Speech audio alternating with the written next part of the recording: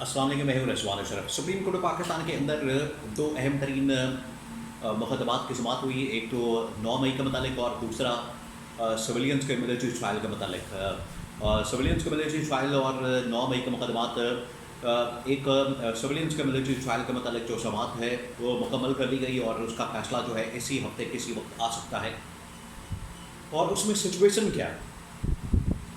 وہ کس طرح فیصلہ آ سکتا ہے، کس کے حق میں آ سکتا ہے، اس کے اثرات کیا ہوں گے، اس کے حوالے سے بڑی اہم ترین معلومات سماعت کے اندر کیا ہوا، کیا فیصلہ ایکسپیکٹڈ ہے، 9 مئی کے اندر کیا ڈسکشن ہوئی، بڑے اہم ترین انکشافات اس کے اندر بھی سامنے آئے، اس کی کچھ انفارمیشن، پھر اس کے بعد یہ سویلینس کے ملٹری ٹرائل کے متعلق انفارمیشن، اور جسٹس منصور علی شاہ کی جانب سے پہلے ہی جو مخصوص نشستوں کا معاملہ ہے اس کے اوپر بھی نظر ثانی کے حوالے سے بڑا اہم ترین فیصلہ جاری کیا گیا، اس کے اسکوپ کے حوالے سے یہ بڑا اہم ان کی جانب سے فیصلہ جاری کیا گیا۔ اس فیصلے کے آنے سے پہلے تو یہ سپریم کورٹ پاکستان کے اندر اچانک سے بڑی ہلچل پیدا ہو گئی ہے، اور اس کے اندر جو ہے ایک بار پھر سے وہاں پر آپس میں لڑائی جھگڑا ہے، کیونکہ 26ویں آئینی ترمیم کے بعد وہاں پر مسائل بہت زیادہ ہیں، وہاں پر کھینچا تانی ہے، اپنی مرضی من مرضی کے مطابق وہاں پر ججز کی تعیناتی، ٹرانسفر پوسٹنگ وہ نہ صرف سپریم کورٹ کے اندر نظر آتی ہے بلکہ اسلام آباد ہائی کورٹ کے اندر جو اس وقت چیف جسٹس ہیں سرفراز ڈوگر، اور ان کے ساتھ جو ایک اور جج ہے جسٹس بابر ستار، ان کی بھی آپس میں چپکلا سوال لڑائی ہو رہی ہے۔ اس کے حوالے سے بھی کچھ اہم ترین معلومات ہے میرے پاس، سپریم کورٹ سے بڑی اہم ترین معلومات ہے میرے پاس، ایک ایک کر کے میں آپ کے ساتھ شیئر کرتا ہوں۔ دیکھیں، سب سے پہلے میں آپ کو یہ بتا دوں کہ اس وقت اسلام آباد ہائی کورٹ کے اندر جو چیف جسٹس ہیں سرفراز ڈوگر، اور وہاں پر جو جج ہیں جسٹس بابر ستار آئین اور قانون کے مطابق کام کرنے والے، اپنے حلف کے مطابق کام کرنے والے، اور انہوں نے ہمیشہ ایگزیکٹو کی مداخلت یا کسی بھی مداخلت کو انہوں نے مانا نہیں، ایکسیپٹ نہیں کیا، ہمیشہ اس کے خلاف مزاحمت کی، اور آج بھی وہ ججز کی پوسٹنگ ٹرانسفر کے اوپر، اپنی ٹرانسفر کے اوپر اور چیف جسٹس کے لائے جانے کے اوپر وہ اعتراض کر رہے ہیں، اور ان کی جانب سے اعتراضات کیے جا رہے ہیں مختلف سماعتوں کے موقع پر، مختلف ریمارکس میں، مختلف فیصلوں کے اندر ان کی جانب سے یہ بات اٹھائی جا رہی ہے، اور مسلسل وہ بات کر رہے ہیں، اور لگتا ہے یہ سلسلہ رکنے والا نہیں ہے، یہ اتنی دیر تک یہ سلسلہ نہیں رکنے والا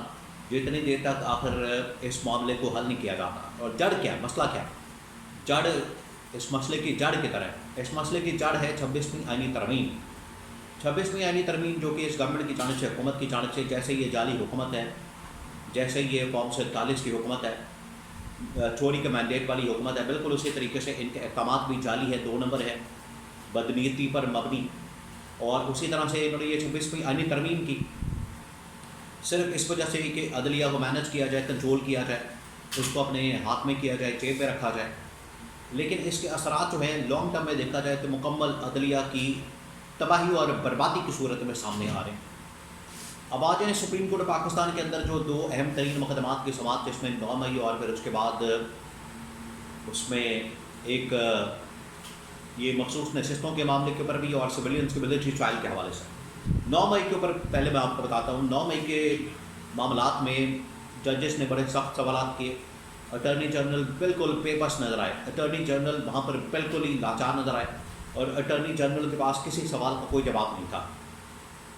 بار بار ان سے پوچھا جا رہا تھا CCTV کے بارے میں، فوٹیج کے بارے میں، شواہد کے بارے میں، ایویڈنس کے بارے میں، ثبوتوں کے بارے میں کہ وہ آپ لے کر آئیں، لیکن ان کے پاس کوئی ثبوت نہیں ہوتا تھا، ان کے پاس کوئی ایویڈنس نہیں ہوتا تھا، ان کے پاس کوئی شواہد نہیں ہوتے تھے، اور 2 سال مکمل ہونے والے ہیں۔ لیکن یہ ہو سکتا ہے کہ یہ فیصلہ 1-2 مقدمات کا 9 مئی سے پہلے سنا دیا جائے، وہ کیوں، وہ آگے چل کر میں آپ کو بتاتا ہوں کہ اس کے پیچھے وجہ کیا۔ لیکن یہ 9 مئی کے حوالے سے یہ کہا گیا، 9 مئی کے حوالے سے بات کی گئی کہ وہاں کس نے گیٹ کھولا، کیسے کھولا، وہاں پر لوگ کیسے چلے گئے، سیکیورٹی کہاں تھی، یہ تمام چیزیں اٹارنی جنرل کی جانب سے یہ انکشاف کیا گیا سپریم کورٹ میں اس سماعت کے واقعے پر 9 مئی میں، کہ وہاں پر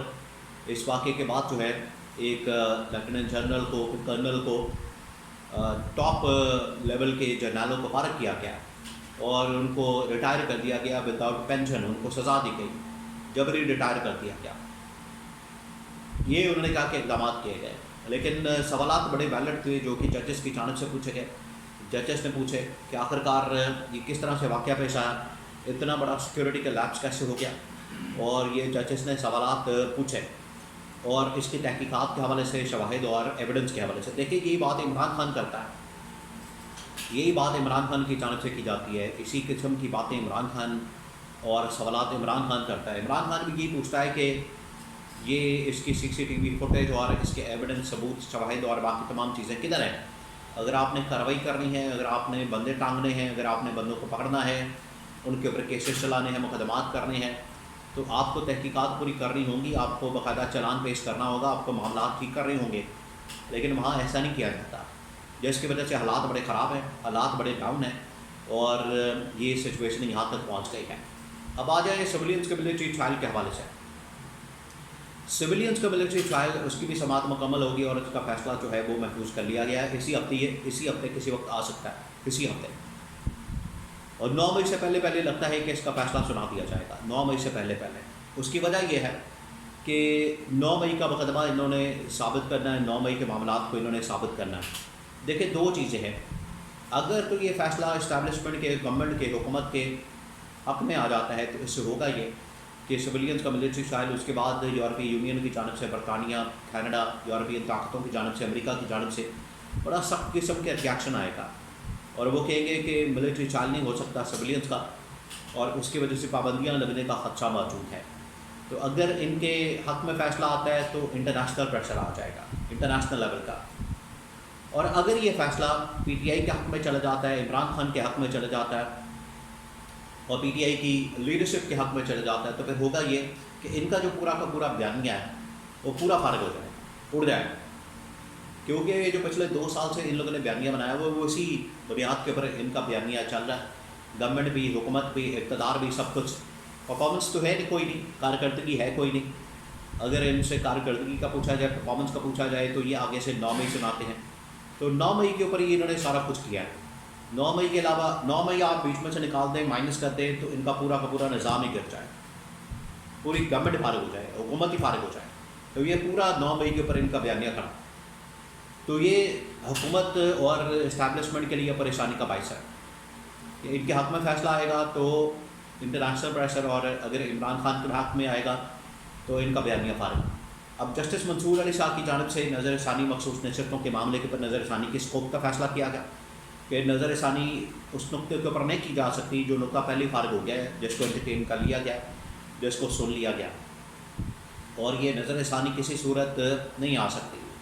اس کے اوپر بھی انہوں نے فیصلہ دیا مخصوص نشستوں پر، اور اس کو لکھنے والے، فیصلہ دینے والے جسٹس منصور علی شاہ تھے، لیکن آج تک اس کے اوپر عمل درآمد نہیں ہوا۔ تو نظر ثانی میں اسی نکات کو اٹھا کے ان کے اوپر نظر ثانی کر کے یہ اب سماعت نہیں ہو سکتی، اس کے اوپر جسٹس منصور علی شاہ نے 2 ٹوک فیصلہ دیا۔ تو سپریم کورٹ سے اس ہفتے بہت اہم ترین فیصلے آ سکتے ہیں۔